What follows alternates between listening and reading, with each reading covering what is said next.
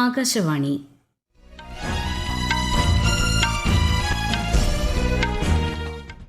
നമസ്കാരം. വാർത്തകൾ വായിക്കുന്നത് സോഫിയ ഡാനിയൽ.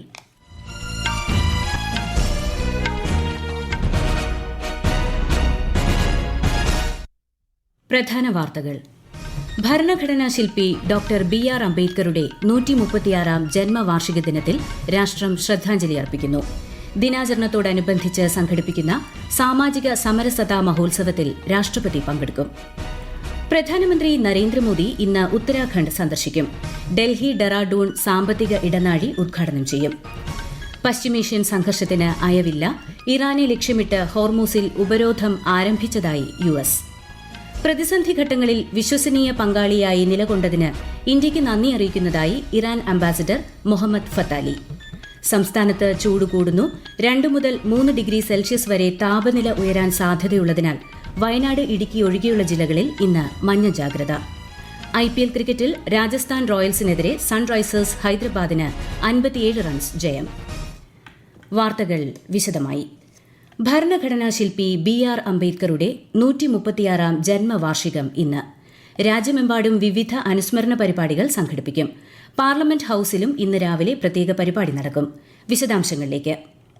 സാമൂഹിക വിവേചനത്തിനെതിരെ പൊരുതുന്നതിനും തൊഴിലാളികൾ, വനിതകൾ, പാർശ്വവൽക്കരിക്കപ്പെട്ട വിഭാഗങ്ങൾ അടക്കമുള്ളവരുടെ സമത്വത്തിനുമായി സ്വജീവിതം സമർപ്പിച്ച മഹാപ്രതിഭയായിരുന്നു 1891 ഏപ്രിൽ 14 മധ്യപ്രദേശിൽ ജനിച്ച ഡോക്ടർ ബി.ആർ. അംബേദ്കർ. നീതിയുക്തവും എല്ലാവരെയും ഉൾക്കൊള്ളുന്നതുമായ സമൂഹത്തിന്റെ സ്ഥാപനത്തിന് അദ്ദേഹത്തിന്റെ ആശയങ്ങൾ വഴികാട്ടിയായി. ഇതിന്റെ പ്രതിഫലനം അദ്ദേഹം രൂപം നൽകിയ ഇന്ത്യൻ ഭരണഘടനയിലും ദർശിക്കാം. സാമ്പത്തിക നയങ്ങളും അടിസ്ഥാന സൗകര്യങ്ങളും മുതൽ ഭരണഘടന വരെ ഡോക്ടർ അംബേദ്കറുടെ വൈവിധ്യമാർന്ന സംഭാവനകൾ വ്യാപിച്ചിരിക്കുന്നു. Doctor BR. അംബേദ്കർക്ക് 1990 മരണാനന്തര ബഹുമതിയായി ഭാരതരത്ന നൽകി രാജ്യം ആദരിച്ചു. അംബേദ്കർ ജയന്തി ദിനമായ ഇന്ന് കേരള ലോക് ഭവനിൽ സംഘടിപ്പിക്കുന്ന പരിപാടിയെ ഹൈക്കോടതി ജഡ്ജി ജസ്റ്റിസ് ദേവൻ രാമചന്ദ്രൻ അഭിസംബോധന ചെയ്യും. ചടങ്ങിൽ ഗവർണർ രാജേന്ദ്ര വിശ്വനാഥ് അർലേക്കർ അധ്യക്ഷനാകും. നിയമസഭാ സമുച്ചയത്തിലെ അംബേദ്കർ പ്രതിമയിൽ ഡെപ്യൂട്ടി സ്പീക്കർ ചിറ്റയം ഗോപകുമാർ പുഷ്പാർച്ചന നടത്തും. News desk Akashvani. ഭരണഘടനാ ശില്പി ഡോക്ടർ ബി.ആർ. അംബേദ്കറുടെ ജന്മവാർഷികത്തോടനുബന്ധിച്ച് ഗുജറാത്ത് ലോക് ഭവനിൽ ഇന്ന് സംഘടിപ്പിക്കുന്ന സാമാജിക സമരസതാ മഹോത്സവത്തിൽ രാഷ്ട്രപതി പങ്കെടുക്കും. ഗുജറാത്ത് ഗവർണർ ആചാര്യ ദേവവ്രതും മുഖ്യമന്ത്രി ഭൂപേന്ദ്ര പട്ടേലും ചടങ്ങിൽ സന്നിഹിതരായിരിക്കും. തുടർന്ന് ഗാന്ധിനഗറിലെ രാഷ്ട്രീയ രക്ഷാ സർവകലാശാലയുടെ 5ാമത് ബിരുദദാന ചടങ്ങിലും രാഷ്ട്രപതി സംബന്ധിക്കും. പ്രധാനമന്ത്രി നരേന്ദ്രമോദി ഇന്ന് ഉത്തരാഖണ്ഡ് സന്ദർശിക്കും. ഡൽഹി ഡെറാഡൂൺ സാമ്പത്തിക ഇടനാഴി പ്രധാനമന്ത്രി ഉദ്ഘാടനം ചെയ്യും. 213 കിലോമീറ്റർ ദൈർഘ്യമുള്ള ഇടനാഴി 12,000 കോടിയിലധികം രൂപ ചെലവഴിച്ചാണ് നിർമ്മിച്ചിരിക്കുന്നത്. 6 വരി ഇടനാഴി യാഥാർത്ഥ്യമാകുന്നതോടെ ഡൽഹി ഡെറാഡൂൺ യാത്രാസമയം 2.5 മണിക്കൂറായി കുറയും. വന്യജീവി ഇടനാഴിയുടെ അവലോകനം നടത്തുന്ന അദ്ദേഹം ഡെറാഡൂണിലെ ജയ് മാതാ കാളി ക്ഷേത്രവും സന്ദർശിക്കും. കഠിനാധ്വാനം, ധൈര്യം, ആത്മവിശ്വാസം എന്നിവയിലൂടെ ഇന്ത്യയുടെ നാരീശക്തി പുതിയ ഉയരങ്ങൾ താണ്ടുന്നതായി പ്രധാനമന്ത്രി നരേന്ദ്രമോദി. ന്യൂഡൽഹിയിൽ സംഘടിപ്പിച്ച നാരീശക്തി വന്ദൻ സമ്മേളനത്തെ അഭിസംബോധന ചെയ്യുകയായിരുന്നു അദ്ദേഹം. പാർലമെന്റിലും നിയമസഭകളിലും വനിതകൾക്ക് 1/3 സീറ്റുകൾ ഉറപ്പാക്കാനുള്ള നിയമ ഭേദഗതി 21ാം നൂറ്റാണ്ടിലെ ഏറ്റവും വലിയ തീരുമാനങ്ങളിൽ ഒന്നാണെന്ന് പ്രധാനമന്ത്രി വിശേഷിപ്പിച്ചു. ഈ മാസം 16, 17, 18 തീയതികളിൽ ചേരുന്ന പാർലമെന്റ് സമ്മേളനം പതിറ്റാണ്ടുകൾ നീണ്ട കാത്തിരിപ്പിന് വിരാമമിടുമെന്നും ശ്രീ മോദി പറഞ്ഞു. രാജ്യത്തെ സ്റ്റാർട്ടപ്പുകളിലേക്കുള്ള മൂലധന പ്രവാഹം വർദ്ധിപ്പിക്കുക ലക്ഷ്യമിട്ട് 10,000 കോടി രൂപയുടെ startup India fund of funds 2.0 കേന്ദ്ര സർക്കാർ വിജ്ഞാപനം ചെയ്തു. ഡീപ് ടെക് സ്റ്റാർട്ടപ്പുകളെ അടക്കം പദ്ധതി പിന്തുണയ്ക്കുമെന്ന് കേന്ദ്ര വാണിജ്യ വ്യവസായ മന്ത്രാലയം അറിയിച്ചു. നൂതനാശയങ്ങളെ അടിസ്ഥാനമാക്കിയുള്ള രാജ്യത്തിന്റെ വളർച്ചയെ മുന്നോട്ട് നയിക്കുന്നതിൽ പദ്ധതി നിർണായക പങ്ക് വഹിക്കും.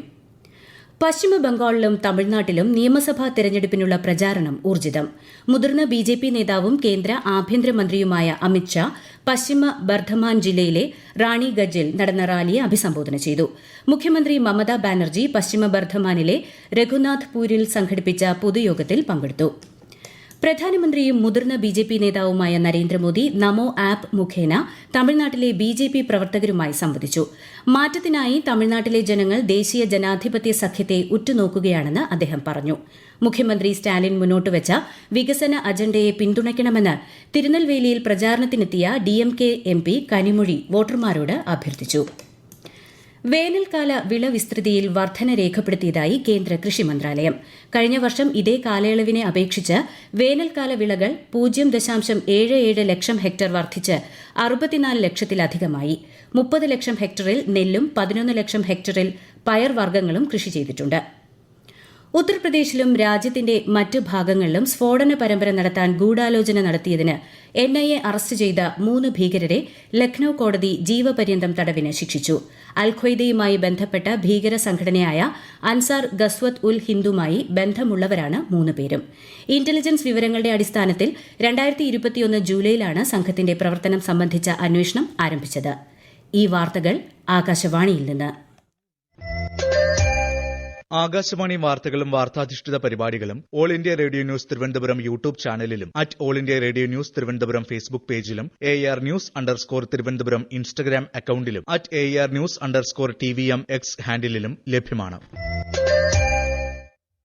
പ്രതിസന്ധി ഘട്ടങ്ങളിൽ വിശ്വസ്തരും കരുണയുള്ളവരുമായ പങ്കാളികളായി നിലകൊണ്ടതിന് ഇന്ത്യൻ സർക്കാരിനും ജനങ്ങൾക്കും നന്ദി അറിയിച്ച് ഇന്ത്യയിലെ ഇറാൻ അംബാസിഡർ മുഹമ്മദ് ഫത്താലി. ന്യൂഡൽഹിയിൽ ഇന്നലെ മാധ്യമങ്ങളോട് സംസാരിക്കുകയായിരുന്നു അദ്ദേഹം. പൊതു താൽപര്യങ്ങൾ പങ്കിടുന്ന ഇന്ത്യയും ഇറാനും ഭാവിയിലും മികച്ച ബന്ധം തുടരുമെന്നും ഇറാൻ അംബാസിഡർ പറഞ്ഞു. പാകിസ്ഥാനിൽ നടന്ന സമാധാന ചർച്ചകൾ ധാരണയില്ലാതെ അവസാനിച്ചതിനെ തുടർന്ന് പശ്ചിമേഷ്യയിൽ സംഘർഷം രൂക്ഷമായി. US നാവികസേന ഇറാനിയൻ തുറമുഖങ്ങളിൽ പൂർണ്ണ ഉപരോധം ഏർപ്പെടുത്താൻ ആരംഭിച്ചു. വിശദാംശങ്ങളിലേക്ക്. പേർഷ്യൻ ഗൾഫിലെയും ഒമാൻ ഉൾക്കടലിലെയും ഇറാനിയൻ തീരപ്രദേശങ്ങളിൽ പ്രവേശിക്കുകയോ പാതയിലൂടെ കടന്നുപോവുകയോ ചെയ്യുന്ന കപ്പലുകൾക്ക് നിയന്ത്രണങ്ങൾ ബാധകമാണെന്ന് US സെൻട്രൽ കമാൻഡ് അറിയിച്ചു. ഇറാൻ ഇതര മേഖലകളിലേക്ക് പോകുന്ന കപ്പലുകൾക്ക് ഹോർമുസ് കടലിടുക്ക് വഴി സഞ്ചരിക്കാമെങ്കിലും കർശന സൈനിക പരിശോധനകൾ നേരിടേണ്ടി വന്നേക്കാം. നിലവിൽ ഇറാനിയൻ തുറമുഖങ്ങളിൽ നങ്കൂരമിട്ടിരിക്കുന്ന കപ്പലുകൾക്ക് മടങ്ങാൻ പരിമിതമായ സമയപരിധി നൽകിയിട്ടുണ്ട്. അതേസമയം അമേരിക്കയുടെ ഉപരോധം തുടർന്നാൽ ശക്തമായി പ്രതികരിക്കുമെന്നും മറ്റ് പ്രധാന പ്രാദേശിക തുറമുഖങ്ങളും ഷിപ്പിംഗ് ചോക്ക് പോയിന്റുകളും തടയുമെന്നും ഇറാൻ മുന്നറിയിപ്പ് നൽകി. ഇറാന്റെ തെക്കൻ തീരപ്രദേശത്ത് നാവികസേനയെ അണിനിരത്തിയതായും റിപ്പോർട്ടുണ്ട്. ഉപരോധത്തിന്റെ ആദ്യ മണിക്കൂറുകളിൽ തന്നെ ആഗോള എണ്ണവിലയിൽ വർധന രേഖപ്പെടുത്തി. സമുദ്രമേഖലയിൽ ഇരുപക്ഷവും തമ്മിലുള്ള ഏറ്റുമുട്ടൽ രൂക്ഷമാകുമോ എന്ന ആശങ്കയിലാണ് ലോകം. News desk Akashvani. രാജ്യത്ത് LPGയുടെ ആഭ്യന്തര വിതരണം സാധാരണ നിലയിലാണെന്നും OTP അടിസ്ഥാനമാക്കിയുള്ള ഗാർഹിക LPG വിതരണം ഉറപ്പാക്കുന്നുണ്ടെന്നും പെട്രോളിയം പ്രകൃതിവാതക മന്ത്രാലയ joint secretary Sujatha Sharma. 20,400 metric ton LPGയുമായി ഇന്ത്യൻ കപ്പൽ ജാഗ് വിക്രം ഇന്ന് കണ്ടല തുറമുഖത്ത് എത്തുമെന്ന് തുറമുഖ ഷിപ്പിംഗ് ജലഗതാഗത മന്ത്രാലയ അഡീഷണൽ സെക്രട്ടറി മുകേഷ് മംഗൾ പറഞ്ഞു. We, in coordination with MEA, are putting our efforts to bring our vessels back. Green Asha and Jag Vikram. Green Asha crossed on 5th of April and it already reached to JNPT Mumbai on 9th of April. And Jag Vikram, that crossed on 11th of April and it is expected to reach Kandla on 14th of April. സംസ്ഥാനത്ത് ചൂട് കൂടുന്നു. വയനാട്, ഇടുക്കി ഒഴികെയുള്ള ജില്ലകളിൽ മഞ്ഞ ജാഗ്രതാ മുന്നറിയിപ്പ് നൽകിയതായി സംസ്ഥാന ദുരന്ത നിവാരണ അതോറിറ്റി അറിയിച്ചു. ഇന്നും നാളെയും സംസ്ഥാനത്ത് 2 മുതൽ 3 ഡിഗ്രി സെൽഷ്യസ് വരെ താപനില ഉയരാൻ സാധ്യത. പാലക്കാട് ജില്ലയിൽ താപനില 40 ഡിഗ്രി സെൽഷ്യസ് വരെയും, കൊല്ലം ജില്ലയിൽ 39 ഡിഗ്രി സെൽഷ്യസ് വരെയും, പത്തനംതിട്ട, ആലപ്പുഴ, കോട്ടയം, എറണാകുളം, തൃശൂർ, കോഴിക്കോട്, കണ്ണൂർ, കാസർഗോഡ് ജില്ലകളിൽ 37 ഡിഗ്രി സെൽഷ്യസ് വരെയും ഉയരാൻ സാധ്യതയെന്ന് കേന്ദ്ര കാലാവസ്ഥാ വകുപ്പ് അറിയിച്ചു. കണ്ണൂർ അഞ്ചരക്കണ്ടി ഡെന്റൽ കോളേജിലെ BDS വിദ്യാർത്ഥി നിതിൻ രാജിന്റെ മരണവുമായി ബന്ധപ്പെട്ട് തലശ്ശേരി സബ് കളക്ടറുടെ നേതൃത്വത്തിൽ കോളേജിൽ തെളിവെടുപ്പ് നടത്തി. പ്രിൻസിപ്പലിൽ നിന്നും അധ്യാപകരിൽ നിന്നും വിദ്യാർത്ഥികളിൽ നിന്നുമാണ് തെളിവെടുപ്പ് നടത്തിയത്. ഗുരുവായൂർ ക്ഷേത്രത്തിൽ ഭക്തർക്ക് സുഗമമായ വിഷുക്കണി ദർശനത്തിനായുള്ള ഒരുക്കങ്ങൾ പൂർത്തിയായി. വിഷുദിനമായ നാളെ പുലർച്ചെ 2:55 മുതൽ 3:55 വരെയാണ് വിഷുക്കണി ദർശനം. ശബരിമലയിൽ നാളെ വിഷുപൂജകൾ നടക്കും. ഇന്ന് രാത്രി അത്താഴപൂജയ്ക്ക് ശേഷം ശബരിമല ശാസ്താവിന് ശ്രീകോവിലിൽ തന്ത്രിയും മേൽശാന്തിയും ചേർന്ന് വിഷുക്കണിയൊരുക്കും. IPL ക്രിക്കറ്റിൽ രാജസ്ഥാൻ റോയൽസിനെതിരെ സൺറൈസേഴ്സ് ഹൈദരാബാദിന് 57 റൺ ജയം.